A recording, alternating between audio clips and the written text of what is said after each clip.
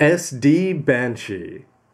Hey, what's up again everybody? It's Robert184, 2Rs2Bs, gundam.tk, and you've already seen the unbox and the parts here, which are remarkably cool just because it's going to be from a 5-plate kit.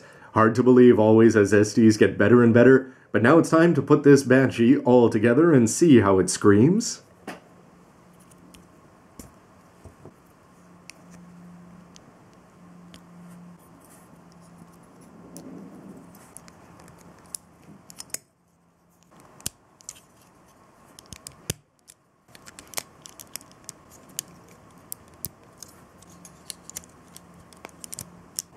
And when he's all put together here in his unicorn mode, what do you think? I think he actually looks pretty cool. And I'm going to say that because the orange part here that's going to make up the whole part of the body would have been great if this had been plated in gold or something like that. Add another 100 yen on, but nonetheless, the face, the neck part, and that Banshee unicorn horn up there is going to be looking fantastic. Remember, if you do it properly according to the manual, you would be showing some psycho frame down there, and you'll notice that I popped out the front skirts there. You're not really going to see it, and depending on the angle that you look at, because it's got the dark blue behind it so much. But you can see that the VN and the BS are going to fold up here fairly well. The only part is you are going to see a little bit of the gold seals there, and a little bit of psycho frame on the backpack, but nonetheless, this guy with his menacing red eye sticker there, and all the gold, is looking pretty cool, and you gotta wonder, is he good enough to want to? Articulation though, don't expect all that much. Front skirts come up and you can kick up the legs. You'll notice though that these feet fall off at the drop of a hat. But I've got to say the fact that they've got that swept back hip mechanism in there is a big plus because it just sort of lets you get that cool looking pose without having to actually twist it off the hips, which happens with the Shinenju and the regular unicorn. Here you can rotate the waist about this much here, although I'm actually rotating the waist it seems more than the actual body. The arms, yeah, they'll go all the way around, but you're not going to get any elbow articulation. It's only going to be what you get from that polycap in there, which is about that much. Now, I used to think the Crossbone X2 here for height comparison had ridiculously large V-fins up there. Remember that he's got extra ones here, which are going to be specially molded compared to the X1, with the seals there sadly making up all their color, but you can just see from the stumpy legs there, the old school SD compared to the new ones. Not to mention the fact that they're now actually emphasizing the weapon size as opposed to totally miniaturizing them as they did back in the day. For the head sculpt though, which one do you think is better? Just remember that this one is pretty much all seals. But new school with new school, here's the Age 2 in its normal form, and it's just the kind of thing it makes you want a Darkhound all the more to complete the Age SD set here. But you can see in terms of height without that V or the unicorn horn, that they'd be very similar, although the Age 2 would definitely win in terms of overall width and bulk, it seems. For posing, pretty much your options here on the ground. Remember, anytime you try to move those feet, they're going to fall off, but you've got the boxing glove and the regular hand coming forward here if you're going to take the BS and keep it folded up. But it's time to trigger the destroy mode, and if you saw the previous parts where you saw the parts in the transformation, you'll know that it's very cleverly designed. And let's pretend you just saw a very expensive CG shot of the transformation.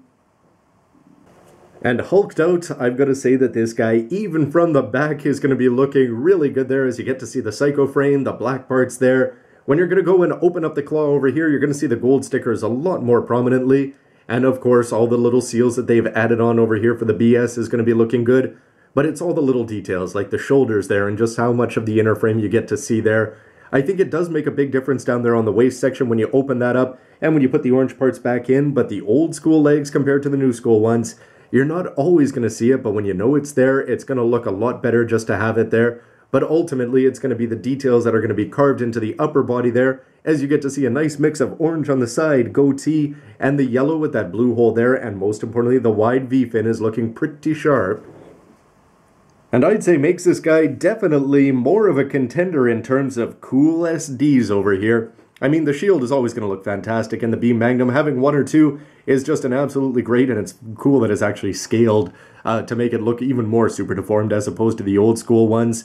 But when you get to see the BS and the VN over there, I'd say that the Banshee has the edge, and do you see the orange down there? That's going to be pretty subjective. But every detail that you're going to be getting in the face there, from the clear orange on that gold there, it's just going to draw even more attention to the head than normally would. Not to mention that massive set of horns that he's got shooting out all over the place. This guy looks like he's ready for business. Even up against a brand new opposition here, like the Gundam Age FX Super Deformed, which is pretty much the newest lead that we've got so far in the series.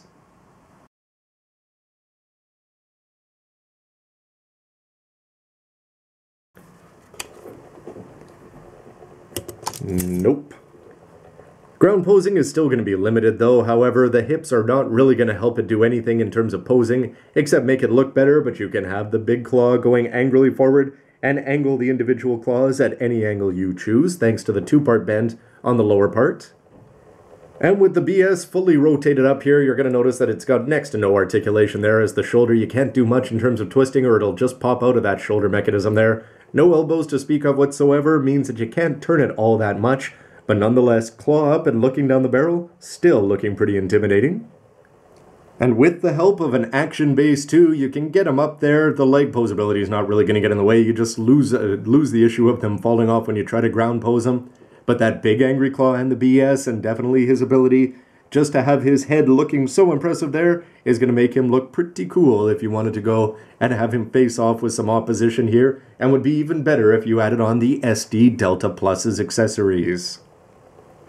So some final thoughts now. In terms of the negatives, well, you're always going to have that Banshee problem of when you've got the clear orange against that dark body, you're not really going to see all that much of it there compared to the white and the red, or even the white and the green. I wonder how the green would look compared to the orange there as to whether how visible it would be.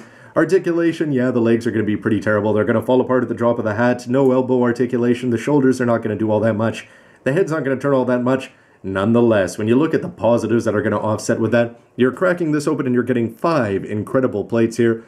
They took the best parts of the Unicorn and they added on even more, and they went to the trouble, or I suppose they saved themselves the trouble of omitting the plastic parts, which means you're going to be getting all sorts of extras. Beam Saber, use it if you want, especially in Unicorn mode. You've got a shield, you've got a second beam Magnum that you can go and throw around. But just the combination of the colors there, I'd say that I wasn't a big fan of the gray and the yellow. But when you see it here and it's done comically oversized, especially in its Unicorn mode, the neck piece is going to draw all the attention up to the face guard, and you're just going to see that horn on the top of its head, and it's going to look fantastic. And then when you see it transformed here, remember you've got the options if you don't throw out the parts of swapping off the legs, omit the parts in the waist section if you want. But I'd say he just looks fantastic there. I thought this was one of the coolest SD Gundams I'd ever seen when I put it together for the first time. And seeing this guy here with all the weapons that you're going to be getting with the BS and the VN, yes, you're not going to be able to pose them all that well, but it doesn't matter because 1 or 2 poses is going to be enough to look impressive there. And if you wanted to paint him up, I'm sure you could make him look all the better. And remember that they're even going to be going version KA style and giving you all sorts of extra seals if you want to go ahead and use them. Combine that with the fact that you're going to be getting bonuses like the swappable eyes, extra eyes that didn't exist back in the day for the Unicorn. It's the kind of thing that this kit is so good, it makes you want a 2.0 of this one. Anyway, everybody, those are my thoughts. What about yours? Is this a big plus for you? Do you want to get more and more SDUC? It seems like HDUC is definitely the sales king, and we get to see more and more of these and more grades. So where will Banshee go next? Would love to hear your speculation. But anyway, everybody, stick around for lots more news, reviews, and everything else you can use. See you next time, everybody. Bye.